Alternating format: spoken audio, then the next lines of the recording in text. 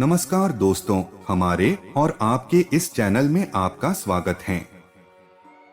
दोस्तों, आपने राजीव दीक्षित जी का वीडियो इंटरनेट पर कोई न कोई जरूर देखा होगा, जिसमें वह स्वदेशी की बात करते नजर आते हैं।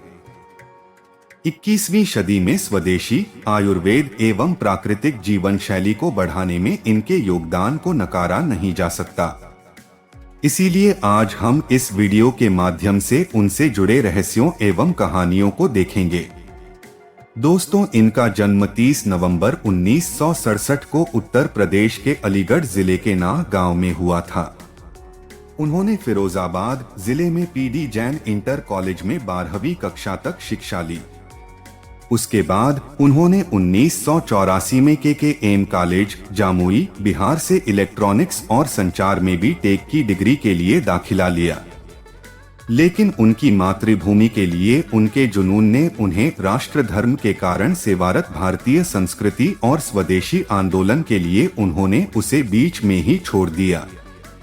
उन्होंने 1991 में आजादी बचाओ आंदोलन शुरू किया। वह एक ब्रह्मचारी भी थे।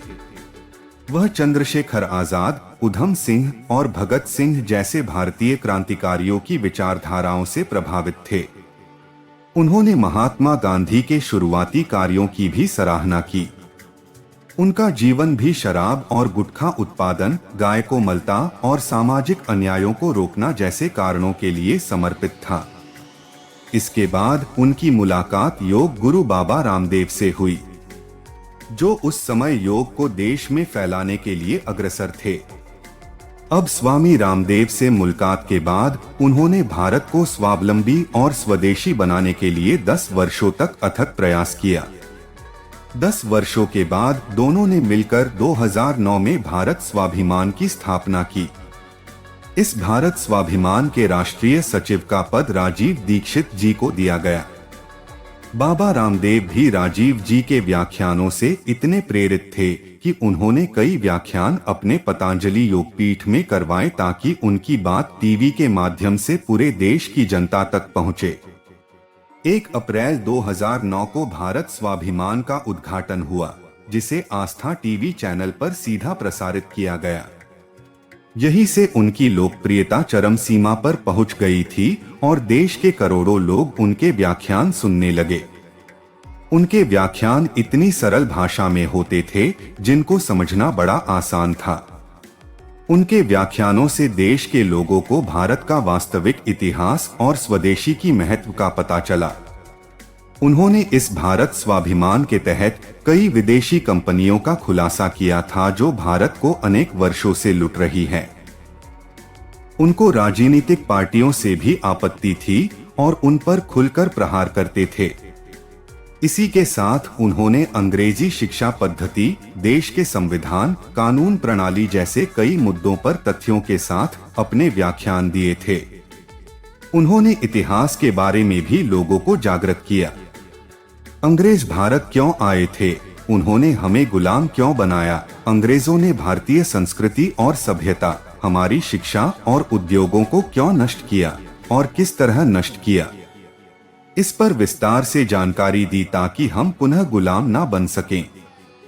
आज भारत में लगभग हजारों से अधिक विदेशी कंपनियां व्यापार करके हमें लूट रही हैं।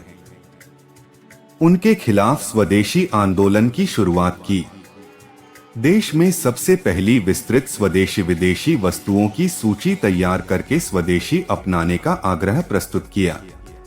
कोका कोला और पेप्सी जैसे पेयों के खिलाफ अभियान चलाया और कानूनी कार्यवाही की। दीक्षित जी ने स्वदेशी जनरल स्टोर की एक श्रृंखला खोलने के आंदोलन का समर्थन किया, जहां केवल भारतीय बनाए गए सामान बिक रहे होते। वह स्वदेशी में विश्वास करते थे। उन्होंने स्वदेशी आंदोलन और आजादी बचाओ आंदोलन जैसे आंदोलनों की शुरुआत की और उनके प्रवक्ता बने। उन्होंने नई दिल्ली में स्वदेशी जागरण मंच के नेतृत्व में 70,000 से अधिक लोगों की रैली को संबोधित किया। उन्होंने कलकत्ता में आयोजित कार्यक्रम का नेतृत्व भी उठाया, जो विभिन्न संगठनों और प्रमुख व्यक्तित्वों द्वारा समर्थित और प्रचारित था। दोस्तों, इतनी विवादित व्यक्तित्व होने के कारण उनका देहांत एक रहस्य बनकर रह गया। बता दें कि राजीव दीक्षित जी की मौत 29 नवंबर की रात में भिलाई के अपोलो बीएसआर अस्पताल में हुई थी। दीक्षित जी 29 नवंबर 2010 को स्वदेशी उत्पादों के प्रचार के लिए दुर्ग जिले में थे। बेमेतरा में स्वदेशी उत्पादों पर व्याख्यान देने के बाद वह भिलाई आ रहे थे, जिसके बाद वे जब कार से लौट रहे थे, रास्ते में ही उन्हें बेचैनी होने लगी। आनन फानन में उन्हें सेक्टर 9 ले जाया गया। हालत नहीं सुधरने पर उन्हें अपोलो बीएसआर अस्पताल रेफर कर दिया गया और देर रात उनकी मौत हो गई थी। मौत के बाद इनके शरीर को विमान से सीधे हरिद्वार भिजवा दिया जाता है। लेकिन एक सवाल सभी के जहन में था कि आखिर क्यों पोस्टमार्टम नहीं करवाया गया। जानकारों के अनुसार पोस्टमार्टम से ही मौत की असली वजहों का सही अनुमान लगाया जाता है। बावजूद इसके राजीव दीक्षित जैसे प्रचारक, जिन्होंने न जाने कितनी मल्टीनेशनल कंपनियों से दुश्मनी मोल ले रखी थी, पोस्टमार्टम को तवज्जो नहीं दी गई। मौत के बाद शव के अंतिम दर्शन करने वाले लोग कहते हैं कि मौत के बाद राजीव दीक्षित जी का चेहरा और होंठ नीला हो गया था। अमूमन ऐसा तभी होता है जब मौत किसी जहरीले पदार्थ के वजह से हुई हो, जो अपने आप में कई सवालों को जन्म देता है। ठीक उसी प्रकार जैसे भारत के वीर सपूत लाल बहादुर शास्त्री जी की मौत एक रहस्य बनकर रह गया, यहाँ भी यही हुआ। दोस्तों, आपको बता दें कि इनकी मौत के लिए योग गुरु बाबा रामदेव पर भी कुछ लोगों ने आरोप लगाया था, हालांकि यह कभी साबित नहीं हो सका। रामदेव बाबा ने भी इन आरोपों को पूरी तरह खारिज किया था। दोस्तों, अगर दीक्षित जी जिंदा होते तो स्वदेशी आंदोलन कुछ अलग ही होता। दोस्तों, वीडियो अगर पसंद आई हो तो सब्सक्राइब, लाइक्स और शेयर करना ना भूले। वीडियो देखने के लिए आप लोगों का बहुत बहुत धन्यवाद।